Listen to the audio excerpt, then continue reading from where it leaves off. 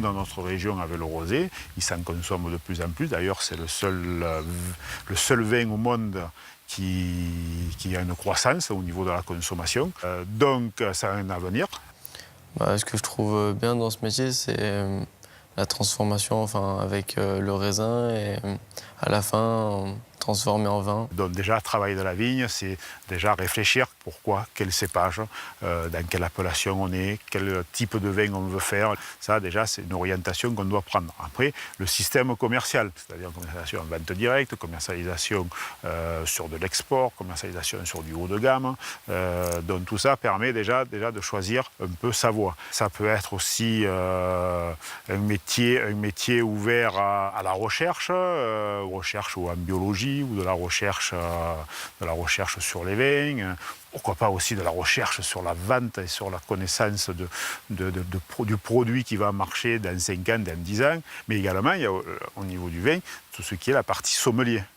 La partie sommelier, donc on va aller plutôt sur le côté restauration, le côté découverte d'une palette complète qu'il y a en France, mais également dans le monde, de vin.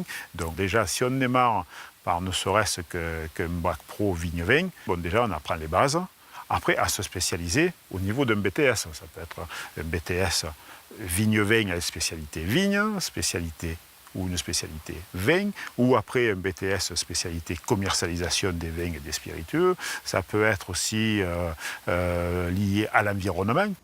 Alors par rapport à nos vignes, on a décidé de passer en bio parce qu'on s'était dit qu'avec tout ce qui se passe au niveau de l'environnement et toutes les nouvelles lois qui arrivent, on s'est dit que ce serait peut-être mieux de passer en bio. Alors là, on est dans les vignes du lycée agricole de Saint-Maximin. Là, on est dans une parcelle. Normalement, d'ici la semaine prochaine, on pourra attaquer les vendanges. Alors, on a plein de matières. On a les matières générales basiques. Et après, en matière professionnelle, alors on a machinisme, c'est tout ce qui touche au tracteur, aux outils qu'on va atteler au tracteur, au travail du sol. Après, on a viticulture, c'est tout ce qui va être en rapport avec la vigne. Donc, on va venir, on va tailler, débourgeonner, palisser. On va s'occuper de la vigne. Après, il y a l'œnologie, c'est tout le travail en cave, donc les suivis de vinification, le débourbage, le remontage, etc. Donc, on apprend l'économie, comment gérer les comptes.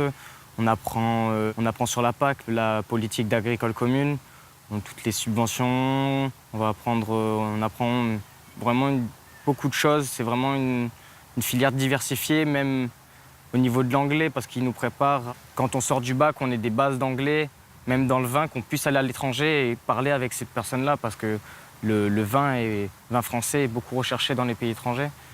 C'est pour ça qu'on essaye de nous former à qu'on soit de vrais viticulteurs.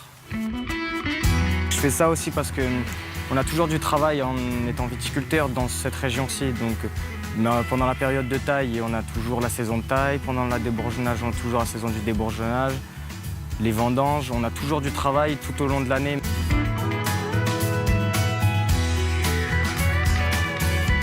Moi, je suis content, ça me rend heureux, ça me plaît. Donc, tant que je suis dans mon élément, ça me va.